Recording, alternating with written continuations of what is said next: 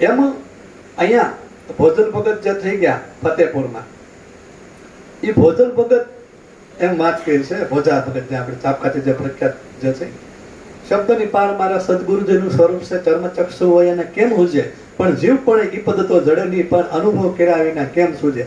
સદગુરુના ગુણની વાત કરે છે, સદગુરુના રૂપની વાત કરે છે. સદગુરુ કોને કહેવાય, ગુરુ અને સદગુરુનો અહીંયા તફાવત આપે છે કે શબ્દની પાર મારા સદગુરુજીનું સ્વરૂપ છે. અહીંયા જે સ્થૂળ દેહથી જે બતાવી, હું જે કોઈ અમારા 2-5 શિષ્ય હોય એનો હું ગુરુ છું, પણ સ્થૂળ દેહ, પણ આ સ્થૂળ દેહની પાર, શબ્દની પાર, જે હું અહીંયા બોલી રહ્યો છું, જે વાર્તાલાપ કરી રહ્યો છું, સત્સંગ કરી રહ્યો છું, એની પાર કાંઈક અલગ વસ્તુ છે. ત્યાં સદગુરુ રમણ કરી રહ્યા છે. એ સદગુરુનું સ્વરૂપ ત્યાં છે. સ્થૂળ દેહથી હું કિશનદાસ બાપુ છું, એ સાચું. 5 તત્વ, 3 ગુણ, 25 પ્રકૃતિ મારે છે, તમારે છે. બધા ગુણો જે કાંઈ તમારે છે એ મારે ગુણ છે. રજસ, તમસ, સત્વ બધા ગુણ છે સ્થૂળ શરીરથી. પણ તમારી અને મારી અંદર એક શરીર એવું રમણ કરી રહ્યું છે, તમારી અને મારી અંદર એક સ્વરૂપ એવું રમણ કર્યું છે, જે તમારું અને મારું બેનું સરખું સ્વરૂપ છે. એ જે સરખું સ્વરૂપ જે રમણ કરી રહ્યું છે એને સદગુરુ કહેવામાં આવે. ત્યારે લક્ષ્મી સાહેબને જયારે કરમણ સાહેબનો જયારે ભેટો છો, ત્યારે કરમણ સાહેબ એને મળ્યા. પણ કરમણ સાહેબ મળ્યા બાદ લક્ષ્મી સાહેબ ખૂબ બોલ્યા કે વર્તાણી આનંદ લીલા લહેર બેની મને ભીતર સદગુરુ મળ્યા. એને એમ ન કીધું કે મને કરમણ સાહેબ મળ્યા, એમ ન કીધું, મને ભીતર સદગુરુ મળ્યા, મને સદગુરુનો દીદાર મને ભીતર છે. વર્તાણી આનંદ લીલા લહેર, લીલા નામ અભિનય, લીલા નામ નાટક, લીલા નામ જે કાંઈ રમણ જે કાંઈ કરી રહ્યું છે, જે કાંઈ હાલી રહ્યું છે ને જોવું, કોઈ વસ્તુ જે હોય એને લીલા કહેવામાં આવે. આપણે કીધું ભગવાનની લીલા, રામલીલા કહી, કૃષ્ણ લીલા કહી. એટલે લીલા એટલે એક અભિનય, એક નાટક ચાલી રહ્યું છે, એક કઈક ઘટના ઘટી રહી છે, એને જોવું, એને માણવું, એને લીલા કહેવામાં આવે છે. વર્તાણી આનંદ લીલા લે, મારી અંદર ભીતર એવી આનંદની લીલા આવી છે, મેં એને અનુભવ્યું છે, મેં એને જાણ્યું છે, મેં એને માણ્યું છે. વર્તાણી આનંદ લીલા લહેર બેની મને ભીતર સદગુરુ મળ્યા. કેમ તો કે મને ભીતર સદગુરુ મળ્યા. અહીંયા ઈ જ ભોજો ભગત વાત કરે છે. અને જીવણ સાહેબે તો પાછું ત્યાં સુધી કીધું 18 ગુરુ કિરણ બાદ, ભીમ ભેટા બાદ, કે એને કીધું ગુરુ તું કાયામાં ગોજ્જે હું કરું વાલાના વખાણ, 10માં મોલે દેવળ બિરાજે. તમે રાખો ઈ ધોળી ધજાના પ્રમાણ, ગુરુને ક્યાં ગોતવાના છે? તો કે આની અંદર કાયા ભીતર ગોતવાના. દરેક સદગુરુ મહારાજનું આ એક વાત હોય છે કે ગુરુ કિરા મેં દેહકા પણ સદગુરુ ચિન્હા ન કોઈ. કબીર સાહેબ શું કે ગુરુ કિરા મેં દેહના પણ સદગુરુ ચિન્હા ન કોઈ. પણ સદગુરુ કયા અમને બતાવ્યો, અરે ગુરુ કરી નાખ્યા તમે મેન બધે, પણ સદગુરુની તો મુલાકાત થવી જ હોય ને. તમારી ને મારી અંદર જે અવિરત જે રમણ કરી રહ્યો છે એ સદગુરુ. કબીર સાહેબ કે સંત કરો વિચાર, જ્ઞાની કરો વિચાર, તારો આમાં બોલનહારો ક્યાં હશે છે? આમાં જે બોલી રહ્યો છે, જે 52 બાર જે બોલી રહ્યો છે, એ સદગુરુ જે છે એનું ભોજો ભગત વાત કરે છે.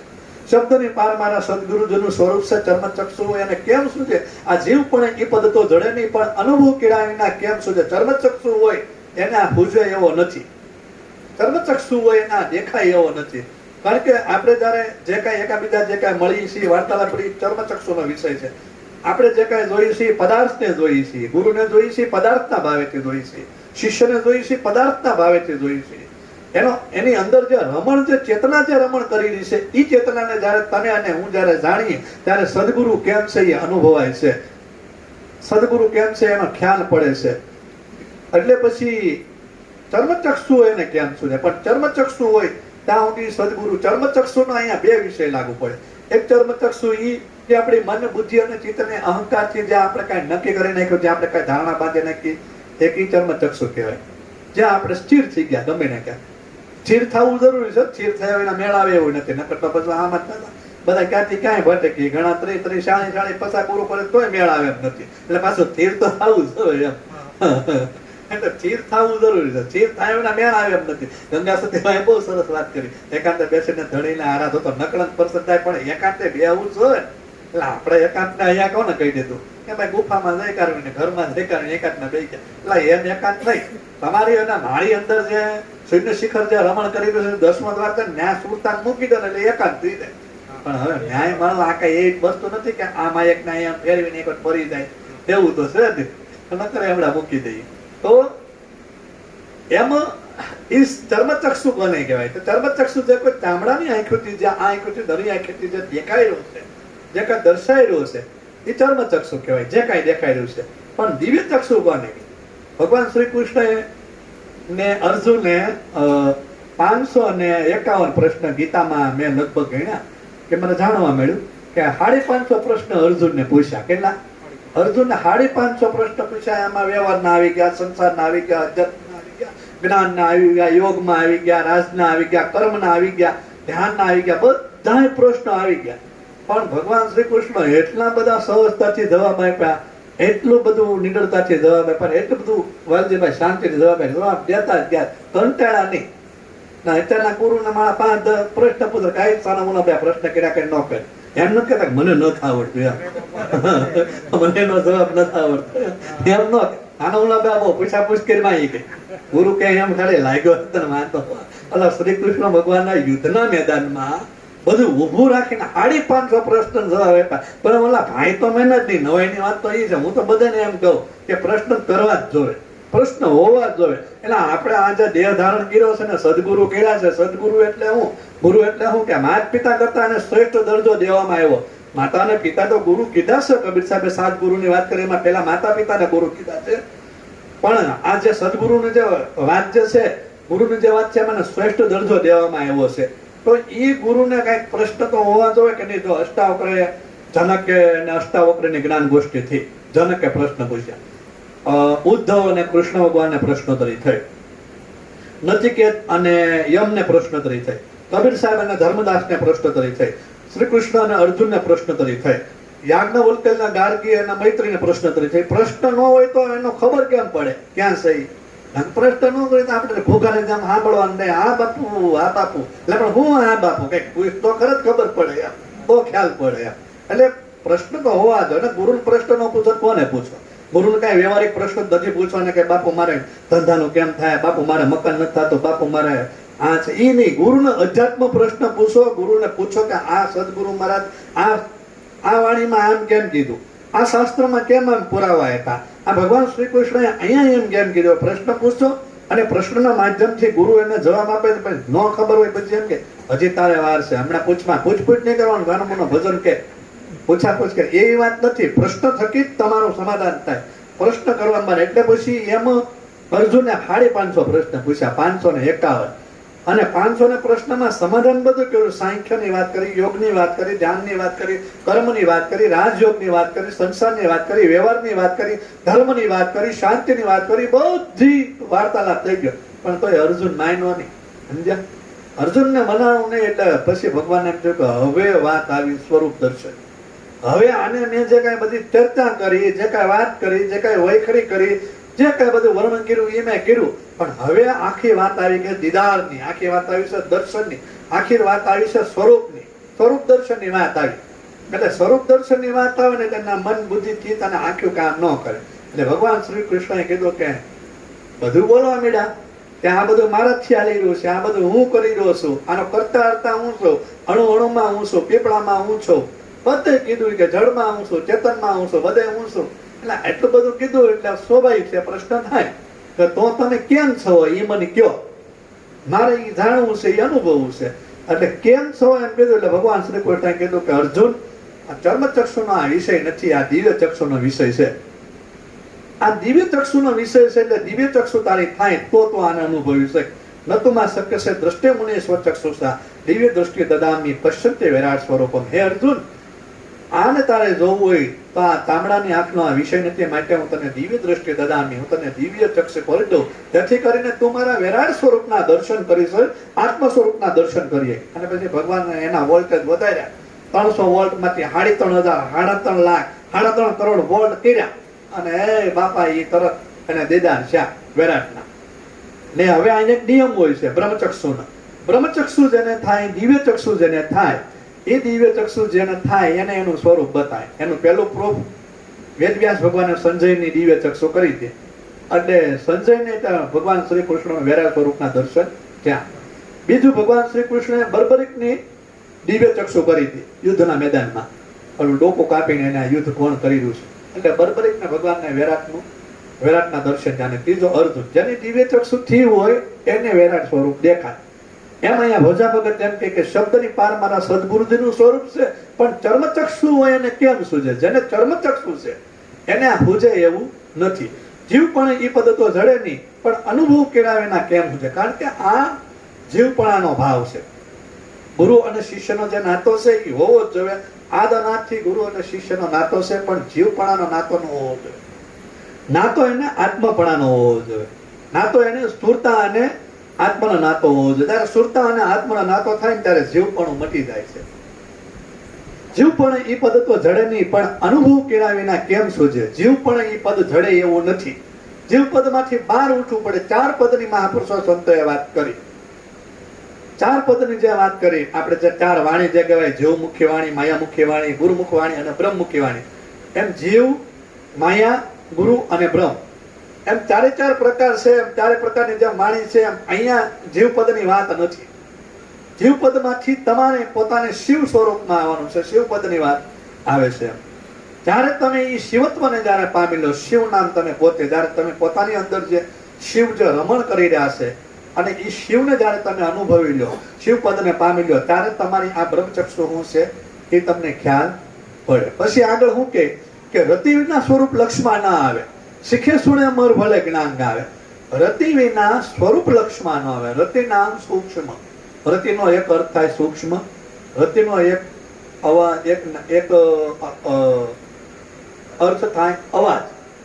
રતિનો એક અર્થ થાય છે, રતિ એટલે એક બારીક, એક એવું પદાર્થ, એક એવું બીજ કે જેનું નિઝાર ધર્મમાં, મહાધર્મમાં જે વર્ણન કરે.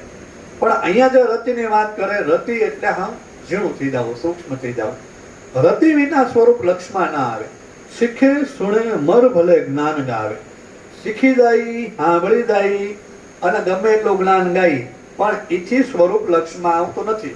હું અજર છું, હું અમર છું, હું અવિનાશી છું, હું સ્વહમ સ્વરૂપ છું, એ બધું બોલવાથી કે એ બધું કહેવાથી એમ જ્ઞાન થતું નથી, એમ અનુભવ થતો નથી. પણ એને અનુભવવાનો વિષય રતિ વિના સ્વરૂપ લક્ષમાં ન આવે, સૂક્ષ્મ થાય. અહીંયા સૂક્ષ્મની વાત 2 પ્રકારની આવે કે તમારી અને જે મારી જે દશા છે એ મનની દશા છે. મનની દશા છે એ વિરાટ છે. એ એક ક્ષણમાં છે ને બ્રહ્માંડમાં આંટો મારવો હોય તમારે, પ્રાણ કરતા પણ મનની ગતિ છે. પહેલા શ્વાસની ગતિ, પછી પ્રાણની ગતિ, પછી મનની ગતિ, બુદ્ધિની ગતિ અને અહંકારની ગતિ. આ 4 પ્રકારની જે ગતિ છે ને એ બહુ ડેન્જર કહેવામાં આવી છે. એમાં મનની ગતિ બધે કરતા વધારે કીધી. પણ એ મનની ગતિ થી તમારે ઝીણું થવાનું છે. સૂક્ષ્મ રતિ એટલે સૂક્ષ્મ હાવ ઝીણું થઈ જવાનું છે. જ્યારે તમે સૂક્ષ્મ થવાનો અર્થ એમ છે કે તમે તમારા વિષયથી, તમે ઇન્દ્રિયોના વિષયથી, તમારા બુદ્ધિના વિષયથી, તમારા અંતરણના વિષયથી તમારે સૂક્ષ્મ થવાનું છે. તમે એકદમ સૂક્ષ્મ થઈ જાઓ, એકદમ તમે ઝીણા થઈ જાઓ, તો તમને આ મેળ પડે એમ છે. ખીમ સાહેબ, રવિ સાહેબની જ્ઞાન ગોષ્ઠીમાં વાત આવે તો એમાં ખીમ સાહેબ એમ કહે કે અર્થને સૂજે એસા અટપટા તાસે ભાખે કોઈ, પણ કોઈ ઝીણા સમજી સત ભાખે આ વેસા વેરેલા કોઈ. અર્થને સૂજે એસા અટપટા. પરમ તત્વ કેમ છે, હું છે, નિર્વાણ કેમ છે, મુક્તિ કેમ છે, મોક્ષ કેમ છે, એ અર્થ સૂજે નહીં. એટલે કે આપણે એમાં કઈ ડખમ પડવાનું નથી. આપણને સદગુરુ મહારાજ મળી ગયા, ગુરુ પીડા એટલે તમને મુક્તિ મોક્ષ મળી ગઈ. અર્થને સૂજે એસા અટપટા તાસે ભાખે કોઈ, પણ કોઈ ઝીણા સમજી સત ભાખે, પણ વેસા વેરેલા કોઈ, પણ કોઈ ઝીણું સમજી અને સત્ય વાંકે વેસા વેલા કોઈ. આ રવિએ રમતા દેખ્યો રે, મેરમ છે ઝીણો રે, છે ઝીણો રે.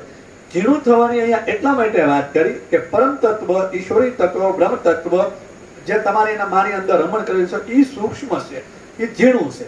એટલે અહીંયા કીધું કે રતિ વિના સ્વરૂપ લક્ષમાં આવે ઝીણું. કારણ કે અહીંયા નિયમ છે મેડિકલ સાયન્સનો કે જેટલું ઝીણી વસ્તુ એટલું ઝીણું સાધન. જેમ ઝીણા થાવ એમ ઝીણાના દર્શન થાય, જેમ વિરાટ થાવ એમ વિરાટના દર્શન થાય. એટલે આ આંખોથી તમે વધીને પદાર્થને જોઈ શકો, પણ આની તમે ચંદ્રમાને જોઈ શકો, સૂર્યને જોઈ શકો, નવલખ તારાને જોઈ શકો, પણ પછી આગળ તમે જોઈ શકો નહીં. એટલે ત્યાં તમારે પાછું નિયમ લાગુ પડે સાયન્સનો, તમારે ઝીણું થવું પડે, તમારી દિવ્ય ચક્ષુ કરવી પડે.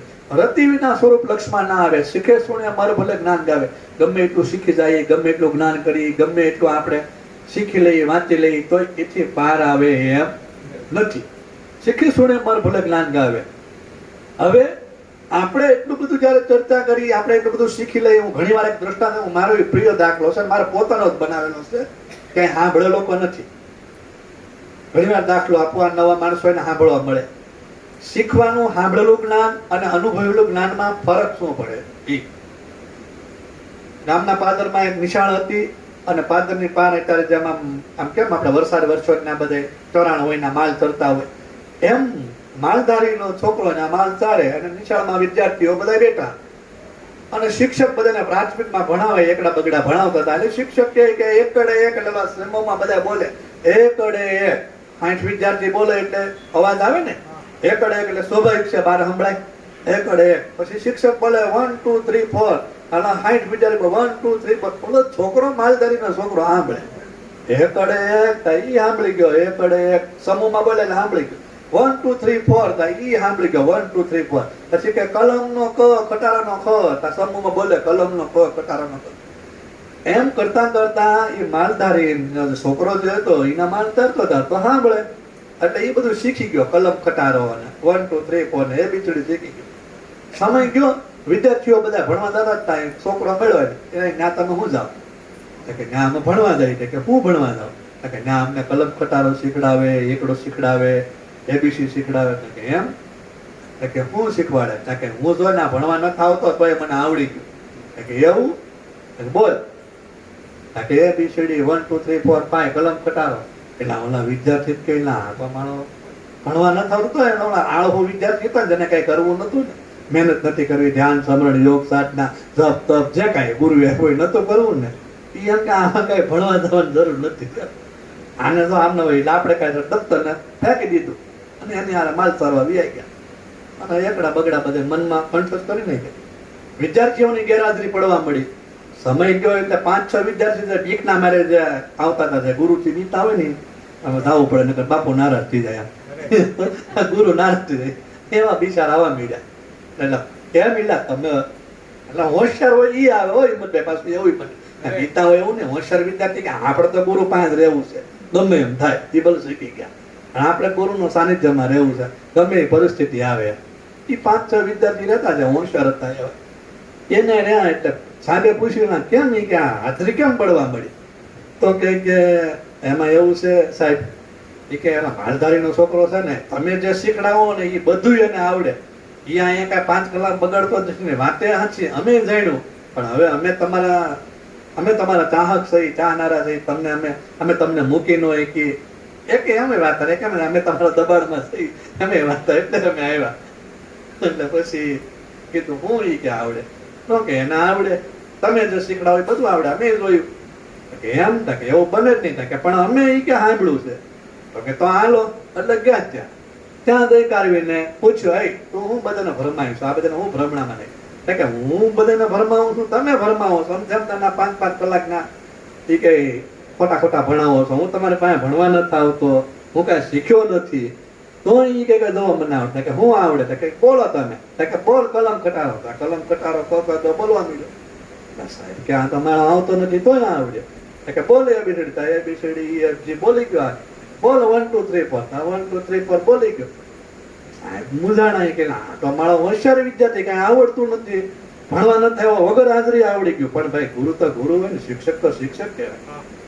કે એ વાત સાચી કે તું અહીંયા અંદર લઈ ગયા અને બ્લેકબોર્ડ ઉપર ચોક લઈ કાઢવી અને આમ કરીને મરચીનો મ કર્યો કે આ શું છે ઓલા ભાઈ મુજાણા એ મને નથી ખબર મરચીનો મ કે તું જે બોલશો એ આમાં આવે છે પછી આમ કરી કાઢવીને આમ કે કર્યો આ શું છે એ મને નથી ખબર પછી આમ કરીને આમ નવડો કર્યો આ હું એ મને નથી કે તું જે બોલશો તું જે સાંભળશો એ આ બધું આમાં આવે એ તને ખબર છે ટકા નહીં એને સ્વરૂપની ભાન નથી અને રૂપની ભાન નથી. સાંભળી લેવાથી શીખે સુણે મર બોલે જ્ઞાન ગાવે શીખી લેવાથી સાંભળી લેવાથી હું આત્મા સમૂહ હજાર સો એમ બોલી લેવાથી કે વાંચી લેવાથી એથી કઈ જ્ઞાન થઈ જવાનું નથી. સ્વરૂપ દર્શન હોવું જોઈએ સ્વરૂપની ભાન હોવી જોઈએ આત્મ સ્વરૂપનું દર્શન હોવી જોઈએ. તો સદગુરુ છે ને એ સ્વરૂપ દર્શન કરાવે કે એનો આકાર કીધો કે જો આ મરચીન મ કહેવાય જો આ કલમનો ક કહેવાય એમ એને સ્વરૂપ દર્શન નું ભાન નથી. શીખે શું ને અમર બોલે જ્ઞાન ગાવે ઈ જે જ્ઞાન છે એ તમે એમ શીખી લો એથી કોઈ પાર પડે એમ નથી. બસ કે ચૈતન્ય બ્રહ્મ છે એ કોઈ સપનામાં ન આવે.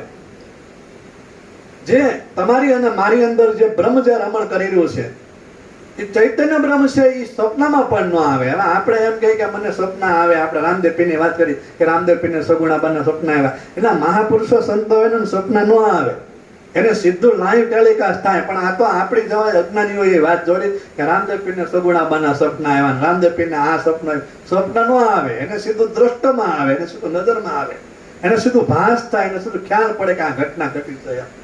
એને સીધું, કારણ કે એની સુરતા, એની કનેક્ટિવિટી એની જોડેલી હોય એટલે એને ખ્યાલ પડે. તો ચૈતન્ય બ્રહ્મ છે એ સ્વપ્નમાં ન આવે. આપણને બધું જે કાંઈ આત્માની વાત તો પછી રહી. આપણને કોઈ એમ કીધું મને ચેતન મને સપનામાં આવ્યો, કોઈ એમ કીધું મને આત્મા સપનામાં આવ્યો, કોઈ એમ વાત કરી મતુરદાર આત્મા મને સપનામાં આવ્યો, આજ મને ચૈતન્ય, કારણ કે એ સપનાનો વિષય નથી. જાગ્રત સ્વપ્ન સુષુપ્તિ મેલી તુરિયામાં વાસ કરનારો, આ તો જાગ્રત સ્વપ્ન સુષુપ્તિ મેલી તુરિયામાં વાસ કરનારો છે, એની વાત આવી છે.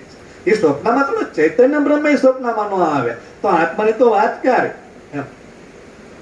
તો એ ચૈતન્ય બ્રહ્મ છે એ કે ભોજા ભગત કે એ સ્વપ્નમાં ન આવે. ચેતના છે ને એ સુરતા જગાડે નામને, નામ જગાડે પ્રેમને, પ્રેમ જગાડે પુરુષને, ચેતન પુરુષની વાત આડે, અને એ પુરુષ જગાડે બ્રહ્મને. માયાની અંદર સપના જૈસી ગુરુ બિન હોય અંધિયારા, રવિ રામ કહે આમાં ચેતન જાગ્યા તબ હુઆ બ્રહ્મ પૂજ્યારા, સંતો હું પામી પ્રીતમ પ્યારા. ચેતન છે એ બ્રહ્મને જગાડે છે. હવે એ જે ચેતન છે એ તમને સ્વપ્નમાં ન આવે. પછી ભોજો ભગત આગળ શું કહે?